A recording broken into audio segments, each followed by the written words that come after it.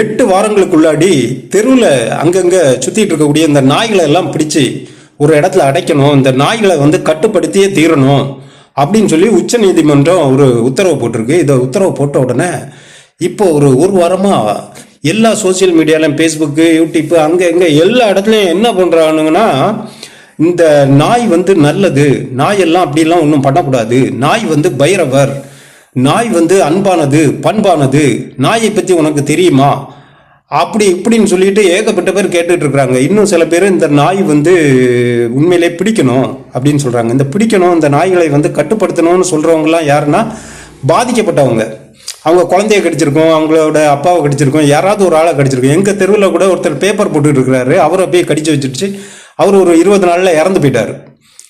அடுத்து பார்த்தீங்கன்னா இந்த தெருவில் ஒரு 40 வீடு இருக்குது. இந்த 40 வீட்டில் ஒரு 15 வீட்டில் இருக்கிறவங்கள நாய் கடிச்சிருக்கு. இல்லைன்னா நாயால் ஏதாவது ஒரு வகையில் அவங்க பாதிக்கப்பட்டிருப்பாங்க. பைக்கில் போயிட்டுருப்பாங்க, திடீர்னு ஒரு சாலை விபத்தில் குறுக்க வந்துடும் நாய், குறுக்க டகர்னு கீழே விழுந்து. போன வாரம் கூட ஒரு கணவர், மனைவி, 2 குழந்தைங்க, 4 பேருமே கீழே விழுந்து ஒரு நாள் ஹாஸ்பிட்டலில் உட்காந்துட்டு அதுக்கு பிறகு சின்ன அடி தான். ஆனால் இதே மாதிரி கை கால் உடஞ்சவங்களாம் நிறைய பேர் இருக்கிறாங்க.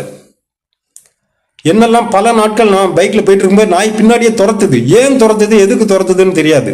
ஏன் துரத்துதுன்னா அதுக்கு அறிவு கிடையாது. நம்ம அவன் பைக்கில் போக தான் செய்வான் ரோட்டில் அப்படின்னு அதுக்கு சிந்திக்கிற ஆற்றல் இல்லை இல்லையா.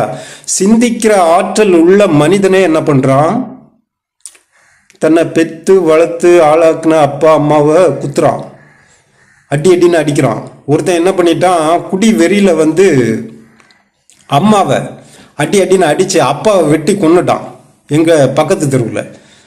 ஏன்னா போதை. இந்த தெரு நாய்களை கட்டுப்படுத்துறது மாதிரியே இந்த குடி மனிதர்களையும் கட்டுப்படுத்தணும்.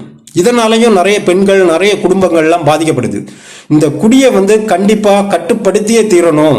இல்லைன்னா அவங்களெல்லாம் இந்த குடி அடிமைகளை எல்லாம் பிடிச்சி மறுவாழ்வு மையங்களில் அடைக்கணும், அவங்களுக்கெல்லாம் கவுன்சிலிங் கொடுக்கணும், அவங்களுக்கெல்லாம் பயிற்சி கொடுக்கணும் அப்படின்னு சொல்லி கூட இந்த உச்ச நீதிமன்றம் ஒரு தீர்ப்பை சொல்லலாம். ஏன்னா அப்போ தான் நடவடிக்கை எடுப்பாங்க. ஏன்னா எங்கே பார்த்தாலும் குடிகாரனும் இப்போ நிறைய மலிஞ்சு போயிட்டான். தெருவுக்கு எப்படி ஒரு 10 நாய்கள் இருக்கோ அதே மாதிரி ஒவ்வொரு தெருவுலையும் ஒரு 20 குடிகாரன் இருக்கான்.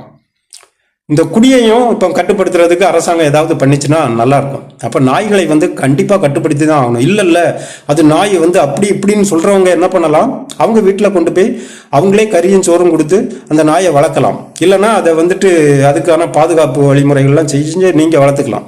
தெருவில் விடக்கூடாது. தெருவில் விட்டிங்கன்னா இந்த காரில் போகக்கூடிய இந்த சதா மாதிரி நடிகையெல்லாம் என்ன சொல்கிறாங்கன்னு ஒப்பாரி வச்சுட்டு எதோ நாட்டில் என்னென்னமோ பிரச்சனை நடக்குது இல்லையா. காதல் பண்ணவன